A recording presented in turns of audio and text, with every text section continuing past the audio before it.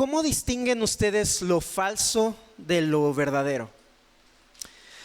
Hace algún tiempo, cuando todavía estaba estudiando en la universidad, me levanté muy temprano. Yo vivía por Xochimilco, por Tepepan, Xochimilco, y tenía que ir a la escuela allá por donde se encuentran Constituyentes y Reforma. La verdad es que era un camino bastante largo. Entonces me levanté bastante temprano para iniciar el viaje de aproximadamente 2 horas que hacía diariamente, y llegué a la avenida donde tenía que tomar el pecero. Ese día no tenía cambio, había olvidado comprar algo la noche anterior, entonces pagué con un billete de 200 pesos. El conductor no me vio de una manera muy agradable, ¿verdad? Pero entonces tomó mi dinero y me entregó el cambio, el cual inmediatamente lo tomé y guardé en mi cartera y me fui a sentar. Más tarde, cuando iba a desayunar, saqué uno de esos billetes que me había dado el conductor del camión y se lo entregué a la señora que atendía la cafetería. Para mi vergüenza, apenas se lo di, ella identificó que el billete era falso. A simple vista, para mí, la verdad es que no lo había notado. Pero la señora de la cafetería, que pasaba todo el día recibiendo y entregando dinero, no es como que ella pasara diariamente cierto tiempo viendo e investigando cómo se veían los billetes falsos, de qué manera lucían, cuáles eran sus características, sino que debido a que todo el día recibía dinero, conocía tan bien los billetes verdaderos que con simplemente tocar un billete falso podía darse cuenta de que pues no era real. Eso pues obviamente, a diferencia de mí, que yo lo había tenido al menos 2 veces en mis manos y simplemente no me había percatado de que era un billete falso. Pero entonces, ¿cómo nosotros podemos identificar lo que es falso de lo verdadero? Contaba esta ilustración porque la manera de identificar lo falso de lo verdadero no es hablándoles una y otra vez de las doctrinas falsas que hay allá afuera, sino que la realidad es que la manera de identificar lo falso de lo verdadero es conociendo la verdad. Si yo o cualquiera de los que nos hemos parado en este púlpito para predicar comenzáramos a enseñar falsedades, ¿en verdad podrían identificarlo? Si yo sacara de pronto la cartera y les dijera, a Dios se le adora con la cartera, y les pidiera todo su dinero para que lo pasaran al altar, ¿podrían identificar que yo realmente los estoy engañando? Si les dijera que Dios quiere que sean prósperos, que Cristo murió para hacernos millonarios y que Él va a darles todo lo que le pidan, si tan solo lo declaran con suficiente fe, ¿podrían identificar la palabra que habría en estas palabras? ¿O dirían amén y comenzarían a declarar prosperidad sobre sus vidas? Allá afuera, todos tienen su propia idea acerca de cómo funciona la vida. Algunos, por ejemplo, creen en el karma. Si obras bien, entonces se te va a regresar la vida, el universo te lo van a regresar. Pero si obras mal, entonces de alguna manera el universo te lo cobrará. Otros piensan que sus palabras tienen cierta clase de poder de atracción, que pueden manifestar las cosas para que sucedan, o que si hablan de cosas negativas, entonces las van a traer.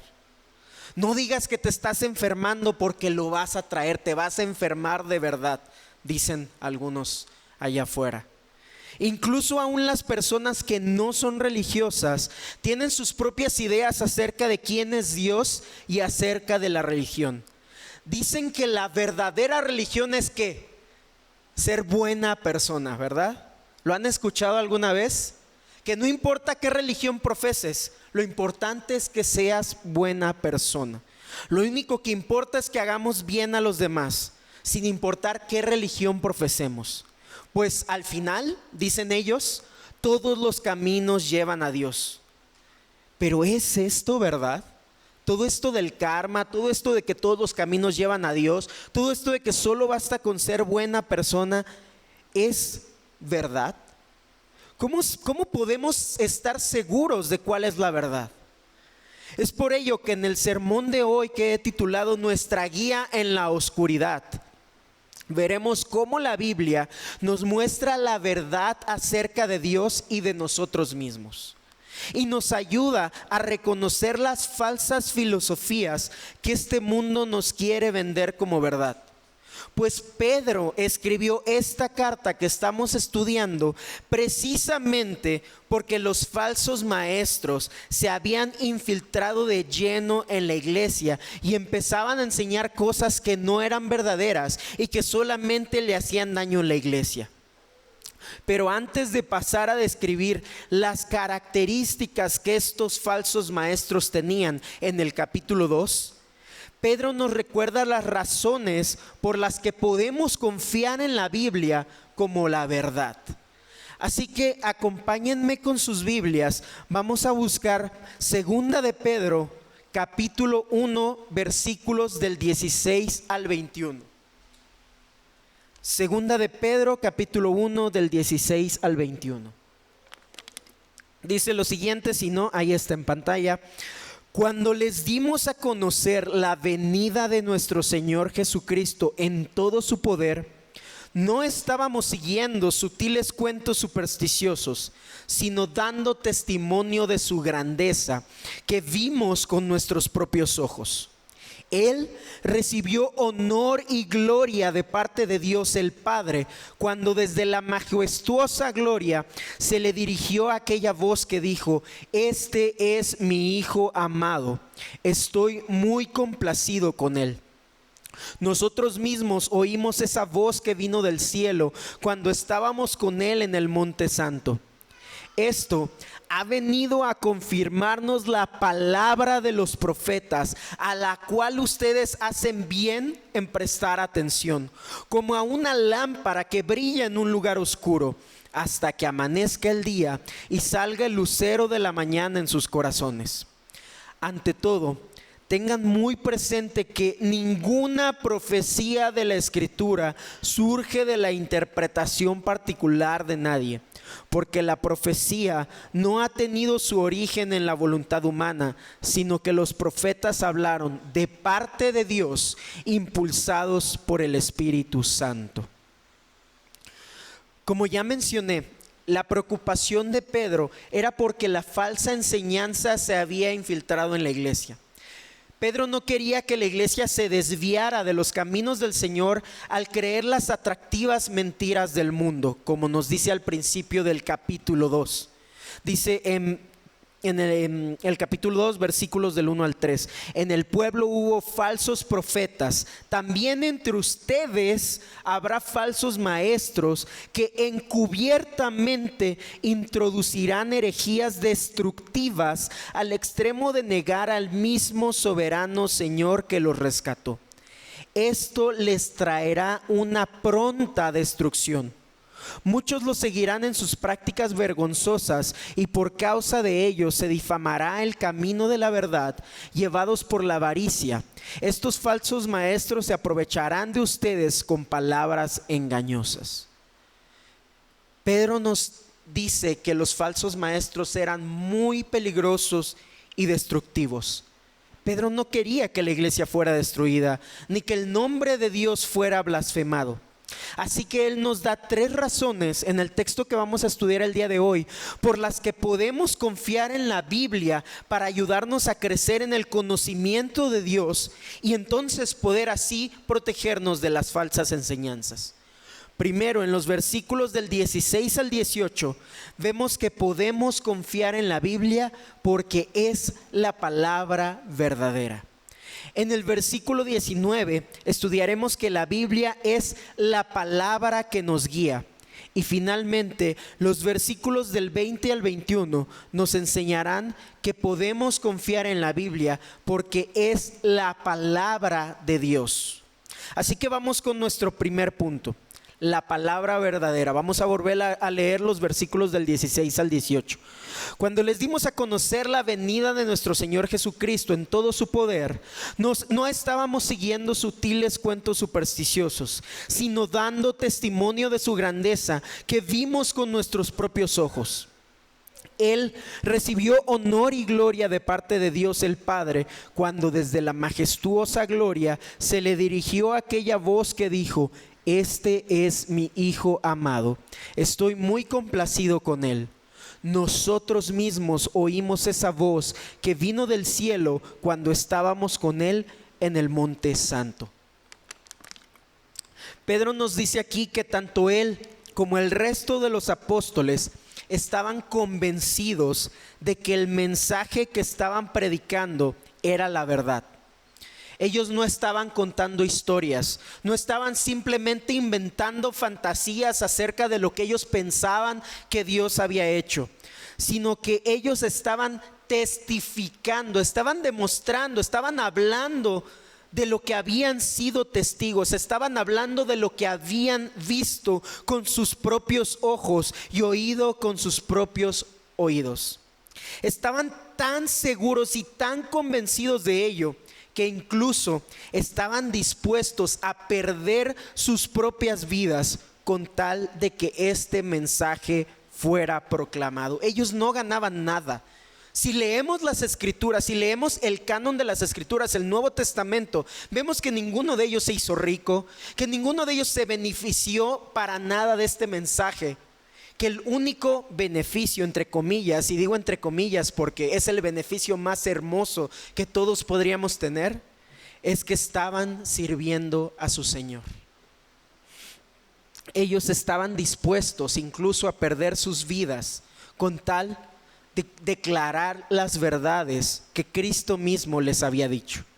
En los versículos 13 y 14 anterior a nuestro texto, Pedro les recuerda a los lectores de la carta que él estaba a punto de partir de este mundo y él sabía que su muerte no iba a ser agradable, pues Cristo mismo se lo había declarado, como vemos en Juan 21 del 18 al 19, donde le dice que un día él sería llevado a donde no querría ir y que extendería sus manos, refiriéndose a su muerte por crucifixión, al igual que su Señor. Nos dice la traducción histórica que Pedro murió siendo crucificado, y incluso algunos dicen que él pidió ser crucificado de cabeza porque no se consideraba digno de sufrir la misma muerte que Cristo mismo había tenido.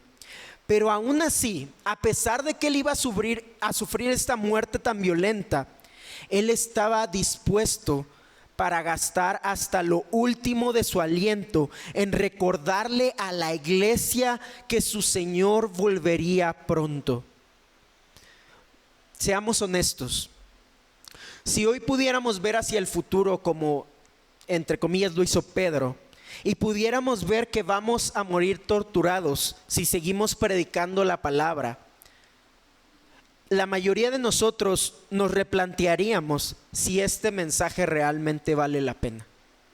Quizá incluso dejaríamos de predicar para salvar nuestras vidas, a menos que tuviéramos una motivación suficiente para continuar haciéndolo, a menos que estuviéramos convencidos de que la Biblia es la verdad revelada de Dios. Porque los apóstoles no fueron los únicos que han muerto de esta manera. Muchos cristianos a lo largo de la historia han muerto como mártires bajo la simple condición de que si se retractan de seguir a Cristo, entonces les perdonarían la vida. Pero muchos cristianos a lo largo de la historia han preferido seguir declarando a Cristo a pesar de que perderían sus vidas. La realidad es que la naturaleza humana nos lleva a buscar todos los medios posibles para preservar nuestras vidas, por lo que difícilmente vamos a ponernos en riesgo a menos que verdaderamente creamos en lo que estamos haciendo. La realidad es que necesitamos una motivación lo suficientemente poderosa como para poner en riesgo nuestras vidas. ¿Cuál era entonces la motivación de Pedro y de los apóstoles que los llevó a dar su vida por el evangelio? Ellos habían sido testigos presenciales de la majestad de Cristo. Leamos Mateo capítulo 17 versículos del 1 al 6. Dice: 6 días después, Jesús tomó consigo a Pedro, a Santiago y a Juan, el hermano de Santiago, y los llevó aparte a una montaña alta. Allí se transfiguró en presencia de ellos. Su rostro resplandeció como el sol y su ropa se volvió blanca como la luz. En esto se aparecieron Moisés y Elías conversando con Jesús. Pedro dijo a Jesús: Señor, qué bien que estemos aquí. Si quieres, levantaré 3 albergues, uno para ti, otro para Moisés y otro para Elías. Mientras estaba aún hablando, apareció una nube luminosa que los envolvió y de la cual salió una voz que dijo: Este es mi Hijo amado, estoy muy complacido con él, escúchenlo. Al oír esto, los discípulos se postraron sobre su rostro aterrorizados, pero Jesús se acercó a ellos y los tocó. Levántense, dijo, no tengan miedo.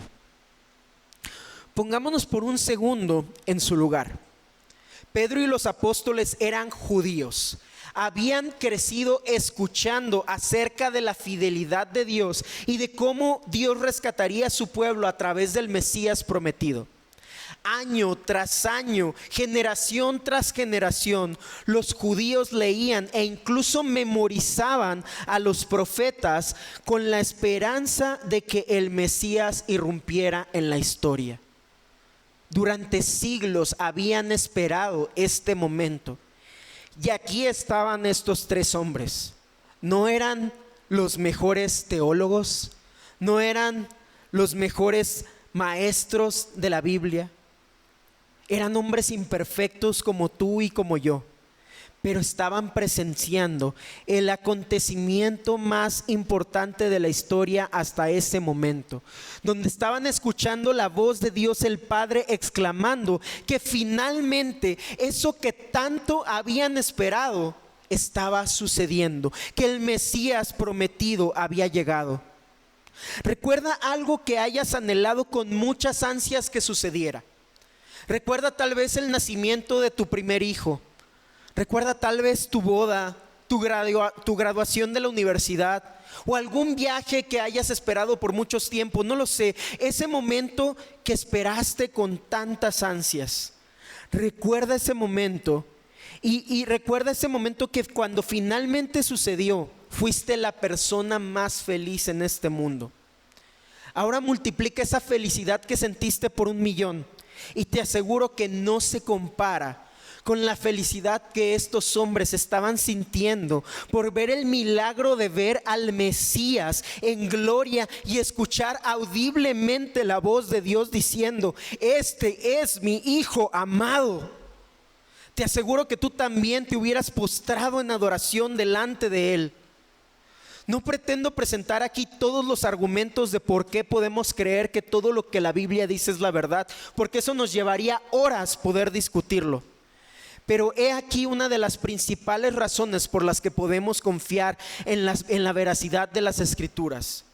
Los apóstoles estaban convencidos de este mensaje, tan convencidos que la mayoría de ellos murieron como mártires por defender este mensaje que habían oído de parte de Cristo mismo. Es decir, el mensaje de que Dios envió a su Hijo al mundo a morir por el perdón de nuestros pecados y que resucitó al tercer día, dando la confirmación de que su mensaje era verdadero.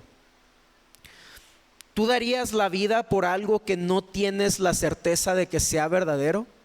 ¿Entregarías tu vida por algo que sabes que es falso? ¿Entregarías tu vida por algo que no te trae ningún beneficio? Si te invitaran a una marcha para defender la idea de poder tener el derecho de matar a los niños de hasta 3 años, si ya no los queremos o si se entrometen en nuestros planes a futuro, seguramente dirías que eso es una locura. Pero si la marcha es para el aborto legal, seguro y gratuito hasta los 3 meses de embarazo, quizá algunos ya lo empezarían a considerar. Porque algunos piensan que un feto no es un ser humano y que la vida no comienza al momento de la concepción. Sin embargo, si tú estuvieras convencido de que la vida comienza en la concepción, como creemos los cristianos, tu conciencia no te permitiría defender este mensaje. Y mucho menos darías la vida por él.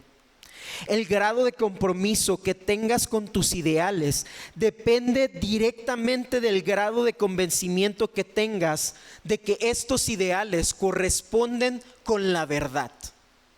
Así de seguros estaban los apóstoles.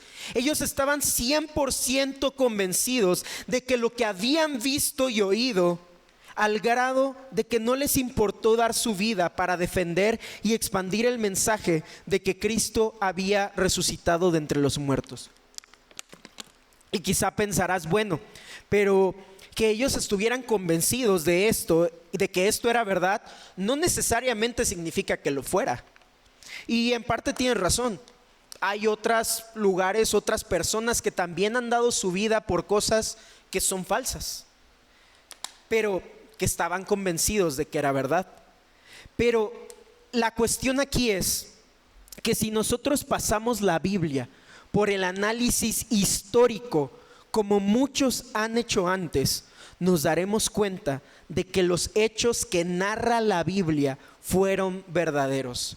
Las personas que dicen que lo que la Biblia dice es falso, es porque realmente ni siquiera han invertido su tiempo en poder investigar y leer acerca de si este mensaje es verdad. Al menos de que si lo que está escrito es lo que escribieron las personas que lo escribieron.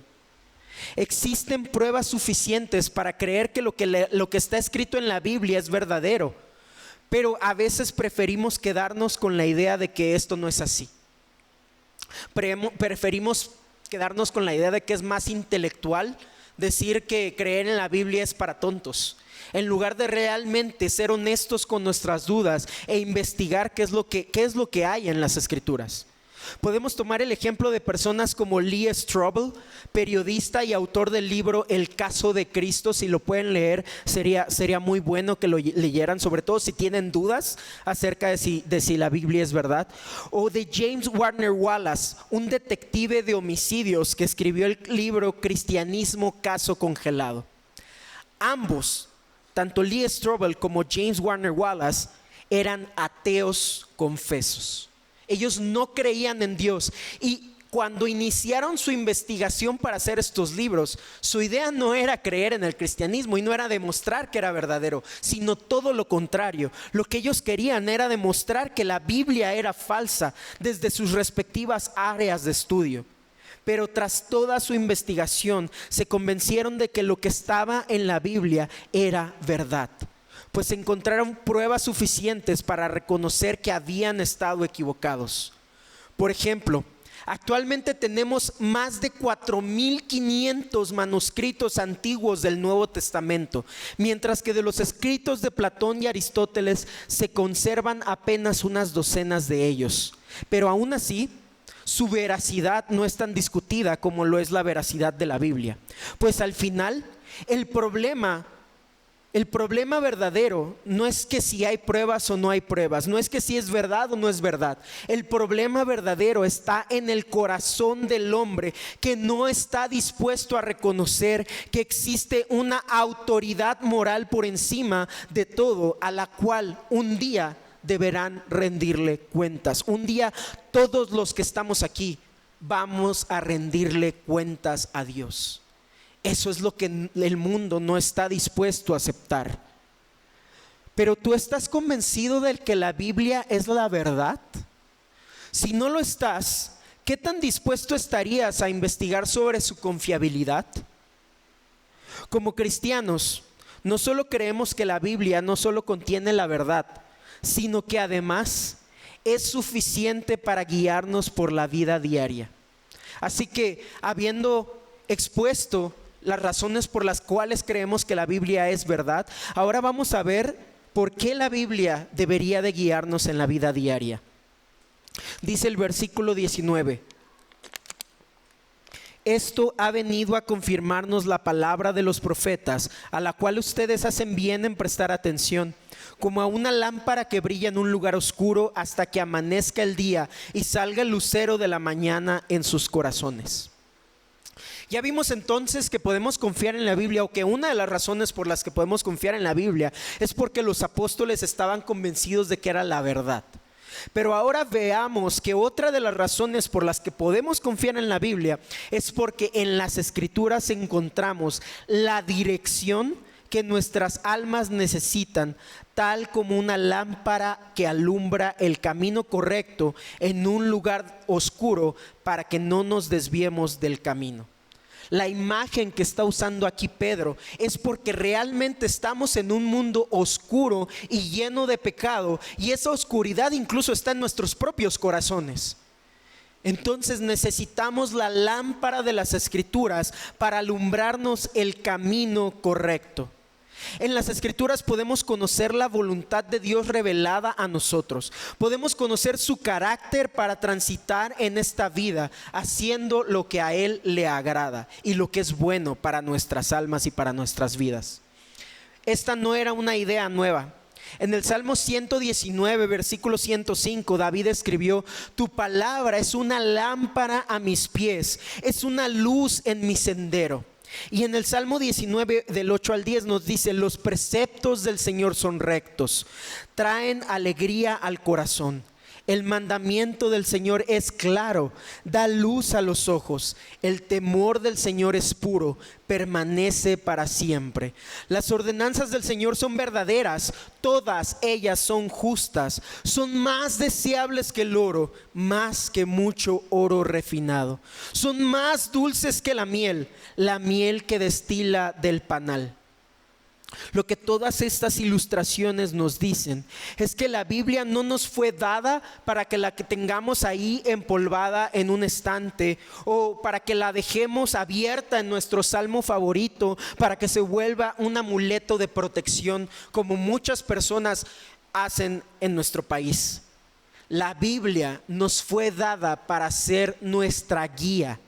Nos fue dada para enseñarnos quién es Dios, para alumbrarnos el camino en medio de la oscuridad de este mundo y de nuestros propios corazones. La palabra nos fue dada para que la leamos y meditemos en ella, para que la memoricemos y descubramos los tesoros que Dios tiene en ella para nosotros, para que nos encontremos con Cristo, quien es la palabra encarnada y el único que puede alumbrar nuestros corazones. Sé honesto contigo mismo. ¿Cuándo fue la última vez que abriste tu Biblia y pasaste tiempo meditando en lo que en ella encuentras escrito? ¿Cuántas veces has leído tu Biblia de tapa a tapa, de Génesis a Apocalipsis? ¿Lo has hecho por lo menos una vez? Dios no nos dejó a ciegas para que luchemos en nuestras propias fuerzas con el pecado.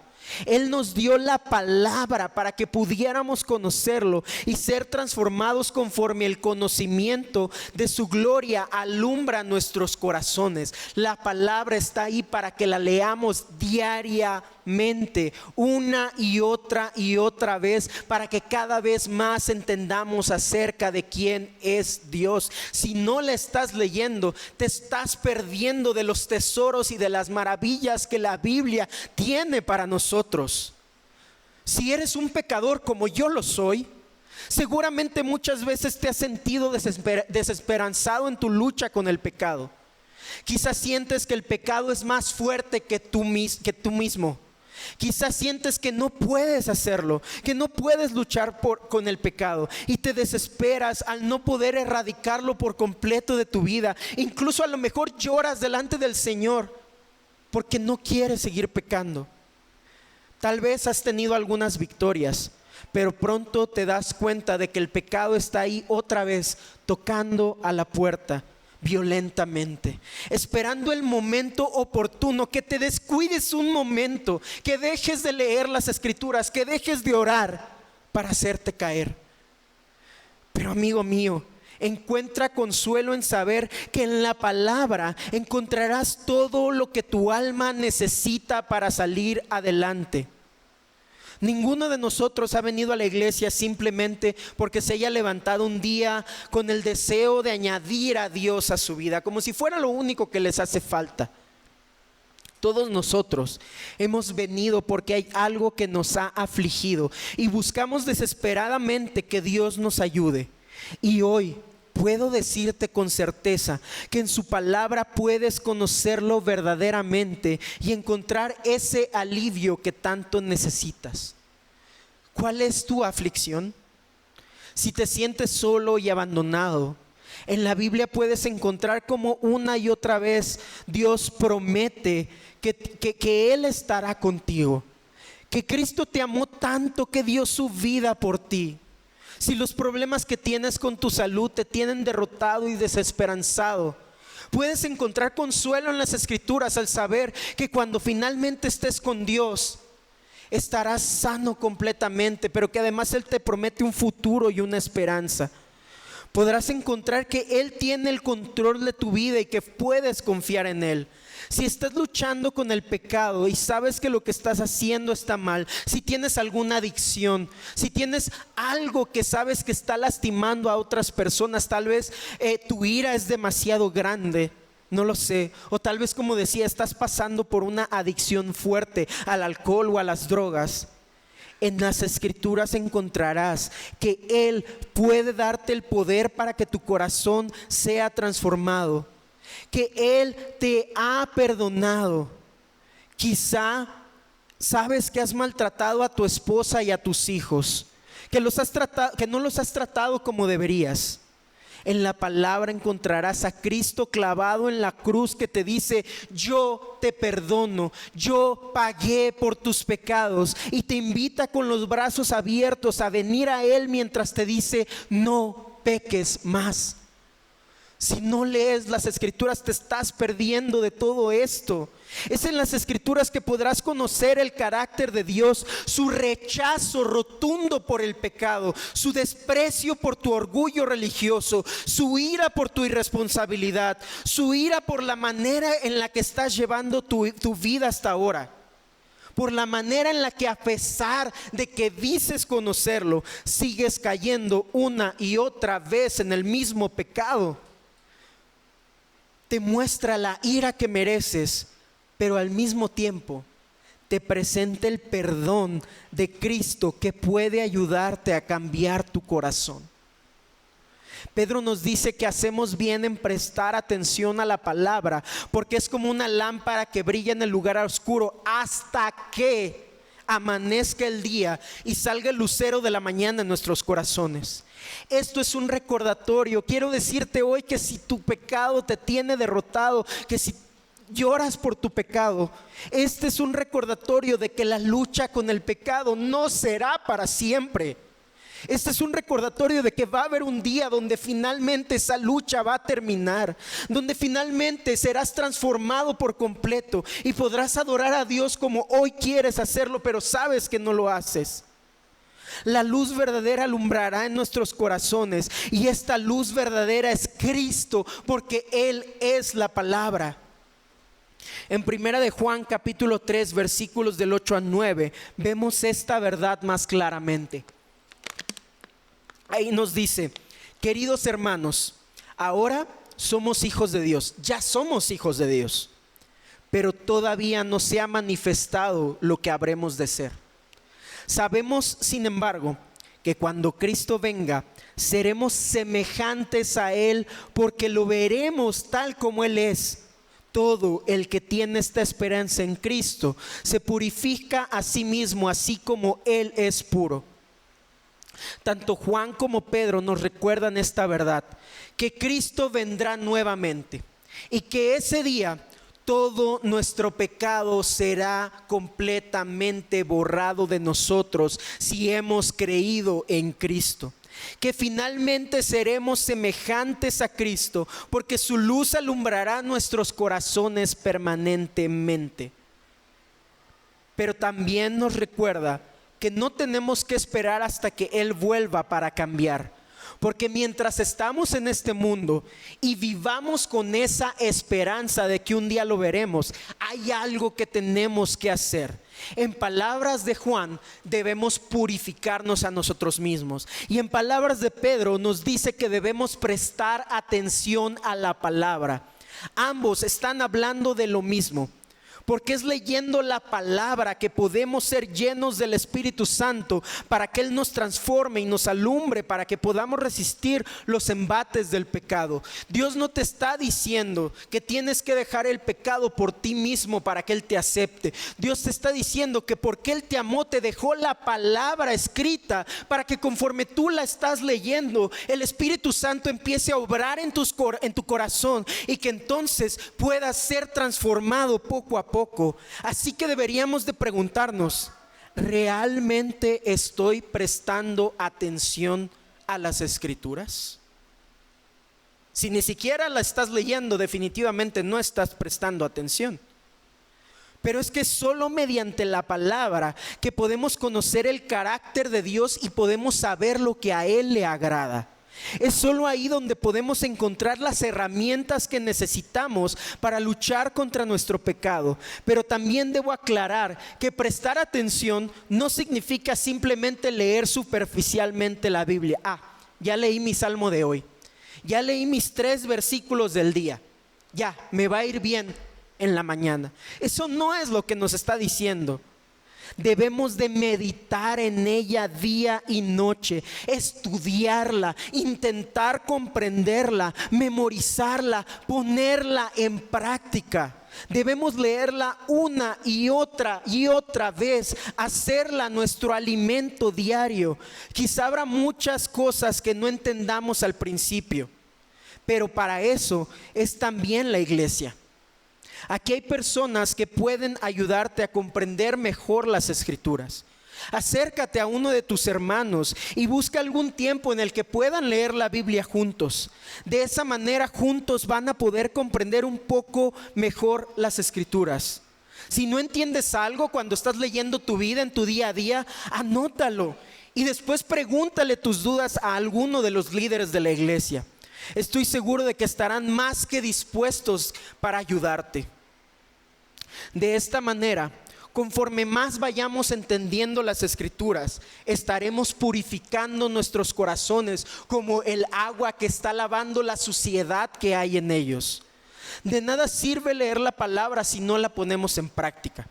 Si cuando la leemos hacemos caso únicamente a aquello que nos gusta y desechamos aquello que nos desagrada. Esto de que, no sé, esto de que debo de tratar bien a mis papás, bueno, sí, como que sí me gusta, tiene razón, mis papás son mi autoridad, está bien, les voy a hacer caso. Pero esto de que no debo emborracharme, no lo sé, la verdad es que es bastante divertido, entonces, ¿por qué no hacerlo? La Biblia le prestamos atención de manera total y absoluta. Nuevamente, puede que no entiendas todo al principio, pero vale muchísimo más poco conocimiento, pero sincero y puesto en práctica, que una gran cabeza intelectual que no pone en práctica lo que lee. ¿En qué áreas de tu vida te ha hablado el Señor a través de su palabra y en tu necedad sigues sin obedecerlo? Espero no ser muy directo con lo que voy a decir a continuación. Pero la realidad es que muchas veces queremos obedecer solamente en las cosas que nos convienen. Nos encanta que nos hablen del perdón y del amor de Dios, que nos digan que nuestros pecados han sido perdonados, pero cuando nos dicen que no debemos dejar de congregarnos, hacemos oídos sordos y seguimos poniendo a Dios en último lugar de nuestras vidas. Y lo demostramos llegando tarde a la reunión de los santos e incluso faltando por cualquier motivo. Y no digo esto de una manera religiosa. Hay motivos razonables por los cuales podemos faltar a la iglesia. Pero sean sinceros, muchas veces simplemente faltamos porque todo es más importante para nosotros antes que Dios. Se nos dice una y otra vez que el hombre debe proteger a su esposa y entregarse por ella como Cristo amó a la iglesia, y volteamos hacia otro lado porque preferimos seguir viviendo cómodamente en unión libre sin ningún compromiso que nos ate a nuestra mujer. Se habla de que el hombre debe de ser responsable y dirigente en el liderazgo del hogar, enseñando a sus hijos y esposa la palabra de Dios. pero preferimos pasar el tiempo viendo la tele bajo la excusa de que estamos cansados. Y así podría enumerar una lista de pecados interminable que estamos cometiendo diariamente y que preferimos seguirnos entregando a ellos bajo excusas torpes que solo nos alejan más y más de Dios, mientras creemos que podemos jugar con el pecado. El puritano John Owen lo escribió de la manera más sencilla en su libro La mortificación del pecado: mata al pecado o el pecado te matará a ti. No podemos seguir ignorando la palabra pensando que a Dios no le importa ese pequeño desliz que cometemos de vez en cuando. Cualquier pecado es una traición de proporciones infinitas contra un Dios que no ha sabido hacer otra cosa más que mostrarnos su amor. ¿Cómo se sienten después de escuchar esto? ¿Son incómodas las palabras que acabo de decir? ¿Ya te sientes vapuleado como yo me sentí mientras preparaba este sermón? Entonces vamos por el camino correcto. Porque es bueno que lleguemos a ese punto donde nos sintamos desesperanzados, donde nos sintamos vapuleados, porque es entonces cuando viene la buena noticia. La buena noticia no es solo que la Biblia es verdad, no es solo que debería de guiarnos y deberíamos de obedecerla. La buena noticia es que la Biblia es la palabra de Dios. Dicen los versículos del 20 al 21: ante todo tengan muy presente que ninguna profecía de la Escritura surge de la interpretación particular de nadie, porque la profecía no ha tenido su origen en la voluntad humana, sino que los profetas hablaron de parte de Dios, impulsados por el Espíritu Santo. La Biblia es la palabra de Dios. Esto no es solamente un nombre que le damos a la Biblia. No es solamente que la Biblia nos hable sobre Dios o que nos muestre quién es Dios.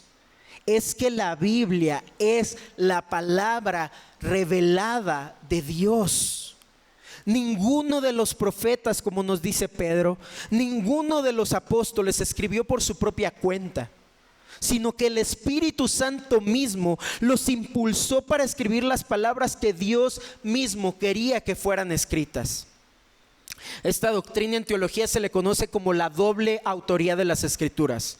Es decir, no es que de pronto los autores bíblicos hayan escrito la Biblia simplemente porque así lo quisieron, porque ellos dijeron, pues se me ocurre hoy escribir esto. Pero tampoco significa que hubieran entrado en un trance paranormal donde hubieran empezado a escribir y cuando despertaran, ¿qué es esto? Creo que es la palabra de Dios. No es así como ocurrió. Lo que nos está diciendo es que Dios en su providencia usó la voluntad y las vidas de los escritores bíblicos para asegurarse de que cada palabra que se escribió fuera lo que Él quería que fuera escrito.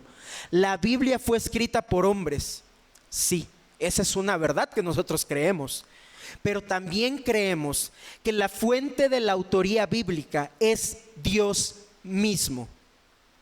Esto es una maravillosa noticia, porque entonces nos asegura que la Biblia es más que solo un libro. La Biblia es la palabra de Dios. Al leerla, escuchamos la voz de Dios hablando a nuestros corazones. Dice John Piper por ahí: ¿quieres escuchar la voz de Dios audiblemente? Entonces lee tu Biblia en voz alta. Cuando abrimos las páginas de las Escrituras y pasamos tiempo meditando en ellas, el Espíritu Santo nos redarguye y transforma nuestros corazones. ¿Quieres dejar tu pecado pero no puedes hacerlo? ¿Te sientes condenado porque sabes que no has hecho caso a lo que te han dicho respecto a las áreas de tu vida que no agradan a Dios? Hay buenas noticias. En la Biblia encontramos el poder de Dios para que nuestro pecado pueda ser redimido. En la Biblia encontramos el mensaje del Evangelio, que siendo aún pecadores, Cristo murió por nosotros y se entregó a sí mismo para el perdón de nuestros pecados. Es por medio de la Biblia que podemos conocer a nuestro amado Salvador. Es por medio de las Escrituras que podemos comprender lo que Él ha hecho por nosotros. En Efesios 5 del 18 al 20 leemos: no se emborrachen con vino que lleva al desenfreno, al contrario, sean llenos del Espíritu Santo. Anímense unos a otros con salmos, himnos y canciones espirituales. Canten y alaben al Señor con el corazón, dando siempre gracias a Dios el Padre por todo, en el nombre de nuestro Señor Jesucristo. Y en Colosenses 3:16 dice: que habite en ustedes la palabra de Cristo con toda su riqueza. ¿Y qué nos dice que pasa cuando estamos en la palabra? Instrúyanse y aconsejen unos a otros con toda sabiduría. Canten salmos, himnos y canciones espirituales a Dios con gratitud de corazón. En ambas cartas está diciendo lo mismo. La diferencia es que en una te dice: sé lleno del Espíritu Santo y esto es lo que va a pasar, y en la otra te dice: llénate de la palabra de Cristo y esto es lo que va a pasar. Hay un paralelismo. La forma en la que somos llenos del Espíritu es a través de ser llenos de las Escrituras. Y esto es así porque la Biblia es la palabra de Dios. En la Biblia encontramos todo lo que necesitamos para vivir la vida que agrada a Dios. Toda la Escritura es inspirada por Dios y útil para enseñar, para reprender, para corregir y para instruir en justicia, a fin de que el siervo de Dios esté enteramente capacitado para toda buena obra, nos dice 2 de Timoteo 3:16. Es en ella donde nos encontramos con el Padre y tenemos comunión con Él al conocer su carácter. Es ella el instrumento que el Espíritu Santo usa para revelarnos a Cristo en toda su gloria. En cada una de las páginas de las Escrituras encontramos a Cristo y así podemos transformar nuestro corazón. Toda la Trinidad está en acción cuando leemos las Escrituras. Dios hablando, el Espíritu Santo mostrándote a Cristo y transformando tu corazón. Pero muchas veces preferimos hacer cualquier otra cosa antes de pasar el tiempo meditando en la palabra. ¡Qué necios somos! No es de extrañarse entonces que hoy haya tantos falsos profetas. No es de extrañarse que exista tanta gente que lo sigue ciegamente, que incluso si le dices: cuidado, te están enseñando mal, ¿quién eres tú para juzgar? Falsos maestros que tienen iglesias de cientos, de miles de personas que están siguiendo una mentira, que están siguiendo un camino directamente al precipicio del infierno. Y estoy convencido por las Escrituras que esto es parte del juicio de Dios para una humanidad que ha decidido alejarse de Él. Dice en Oseas 4:6, donde encontramos claramente este juicio. Ahí nos dice el Señor: por falta de conocimiento mi pueblo ha sido destruido. Puesto que rechazaste el conocimiento, yo también te rechazo como mi sacerdote. Ya que te olvidaste de la ley de tu Dios, yo también me olvidaré de tus hijos. ¡Qué fuerte! Qué fuerte escuchar estas palabras de que olvidarnos de las Escrituras nos va a llevar por el camino equivocado y al rechazo de Dios. No te alejes del Señor ahora que puede ser hallado. Búscalo en las Escrituras. Crece en el conocimiento de su gracia y su bondad. Ríndete ante el poder transformador del Espíritu Santo al escudriñar las Escrituras para encontrar a Cristo en ellas. Si no entiendes algo, busca a alguien que te ayude, pero no dejes de leer. Pregunta, indaga, medita, memoriza la Escritura y ponla en práctica. No seas indiferente con la palabra de Dios, porque solo en la palabra de Dios encontrarás la fuente de la vida, que es Cristo mismo. No te engañes a ti mismo pensando que estás en camino al cielo, cuando en realidad tu desobediencia de las Escrituras demuestra lo contrario. Pero si hoy te has dado cuenta de que no estás realmente obedeciendo y has entendido que estás caminando directo a la condenación, ora al Señor y suplícale que te ayude. Y entonces ve a la Biblia y encuentra el consuelo de conocer a tu Salvador que dio su vida por ti. No elijas las migajas de este mundo antes que a Cristo. Si estuvieras en una mesa y enfrente de ti estuviera un manjar preparado exclusivamente para ti, los mejores cortes de carne, y a tu lado tuvieras únicamente migajas de pan que apenas si calmarían tu hambre, pero que no la saciarán, ¿no sería ilógico que despreciaras el manjar por comerte las migajas? Lamentablemente, así actuamos muchas veces al preferir cualquier cosa antes que encontrarnos con Cristo en comunión con su palabra. Antes que encontrarnos con Cristo, que es la palabra encarnada por medio de las Escrituras.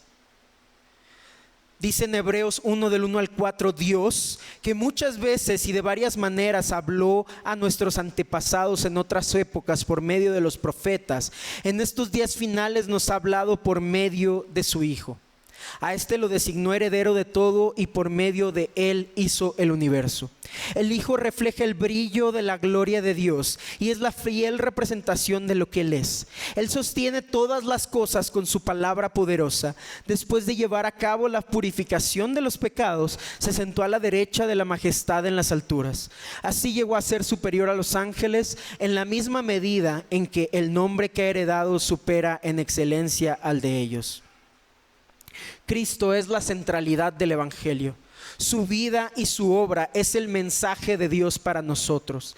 Él es la palabra de Dios encarnada y por medio de Él es que podemos ser perdonados y transformados. Y la única manera de encontrarnos con Él es a través de las Escrituras. Cristo se encuentra en cada una de las páginas de la Biblia. A veces quizá está un poco oculto, pero conforme vamos avanzando en la revelación bíblica, podremos darnos cuenta de que Él ha estado allí todo el tiempo. Como en Génesis, donde nos es mencionado, donde no es mencionado, pero cuando leemos el Evangelio de Juan, encontramos que en el principio ya existía el Verbo y el Verbo era con Dios y el Verbo era Dios. Él estaba con Dios en el principio. Por medio de Él todas las cosas fueron creadas y sin Él nada de lo que ha creado llegó a existir. ¿A qué te recuerda? Este pasaje es un paralelo con los primeros versículos del Génesis, donde se habla de la creación del universo, y lo que Juan nos está diciendo es que Cristo estaba allí en la creación del universo, plenamente involucrado, haciendo este mundo para que tú y yo lo disfrutáramos. En otras ocasiones lo verás como el rey que necesitamos. Lo verás como ese rey que supera a todos los demás reyes que las Escrituras nos muestran. Nos mostrará cómo los corazones de los hombres se desvían si no tienen esa guía, o quizá estará ahí como el Redentor que puede ayudarnos a ser librados de la esclavitud del pecado al comprarnos con su sangre. Pero Cristo está en cada una de las páginas de las Escrituras. El propósito de la Biblia no es que crezcas en conocimiento intelectual. No es simplemente que adquieras más y más sabiduría para que ganemos debates teológicos contra aquellos que no saben tanto como nosotros. El propósito de las Escrituras es que conozcamos a Cristo.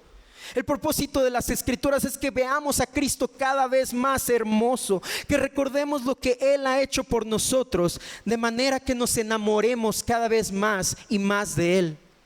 Si lees la Escritura, el Espíritu Santo alumbrará tu corazón y abrirá tus ojos para que puedas ver a Cristo tan hermoso como es. No hay otra manera. He dicho ya 3 cosas por las que yo personalmente creo que la Biblia es la verdad. Pero hay una cuarta que no viene precisamente en el texto, pero que sí quiero mencionar. Y es que creo que la Biblia es la verdad, porque todo esto que dije anteriormente lo he visto reflejado en mi propia vida. He visto cómo Dios me transformó, cómo Dios me llevó de ser una persona completamente diferente a empezar poco a poco a dejar mi pecado. Pero esto no lo hizo por arte de magia. Cuando yo empecé a creer, yo todavía habían algunos pecados que simplemente no podía y no quería dejar. Pero un día que me encontraba desesperanzado, vi la Biblia y por primera vez la abrí. Y aún recuerdo ese momento donde empecé a leer la Biblia y empecé a devorarla página tras página tras página hasta que la terminé. Y conforme fui leyéndola, vi cómo mi corazón estaba siendo transformado. Como decía el puritano, no recuerdo si es John Owen o Jonathan Edwards, aún no soy lo que quiero ser. Definitivamente no soy lo que debo ser, pero por la gracia de Dios no soy lo que solía ser. Y esto es gracias a las Escrituras, a que Dios transformó mi corazón a través de las Escrituras. Si quieres conocer al Salvador del mundo, si quieres entender por qué te perdonó a pesar de que no lo merecías, si de verdad deseas que tu vida sea transformada como lo fue la mía y la de muchos otros que estamos hoy aquí, ven a Cristo y entrégate a Él para que tu corazón sea transformado. No lo dejes para después, porque tal vez mañana sea demasiado tarde. Abre tu Biblia y deja que Cristo sea revelado a tu corazón como nunca antes lo habías visto, para que puedas ver por qué vale la pena vivir por y para Él. Y si ya lo has hecho, pero últimamente lo has olvidado y estás cayendo en pecado, que este sermón sea un recordatorio para ti de que en las Escrituras tienes los tesoros revelados de Dios para ayudarte en tu lucha diaria. Vamos a orar. Señor, te damos tantas gracias porque en tu amor nos dejaste tu palabra escrita para nosotros, porque no nos dejaste a ciegas simplemente para hacer lo que nosotros consideráramos que era correcto, sino que te expresaste en este hermoso libro que es la Biblia, donde nos muestras tu carácter y tu amor por nosotros, donde nos muestras a Cristo en las Escrituras y el perdón que nos ha otorgado, donde nos enseñas quién eres y quién es Cristo y quién es el Espíritu Santo, donde nos enseñas a vivir para ti. Gracias, Señor, porque por medio de la Biblia nos recuerdas tu amor. Que en cada uno de nosotros hoy nazca un deseo genuino por leer las Escrituras. Que antes de prender la televisión o hacer cualquier cosa, prefiramos la Biblia y encontrarnos contigo a través de ella. Gracias por todo el amor que nos tienes y la paciencia que tienes con nosotros, a pesar de que a veces nos desviamos. En el nombre de Cristo Jesús te damos gracias. Amén.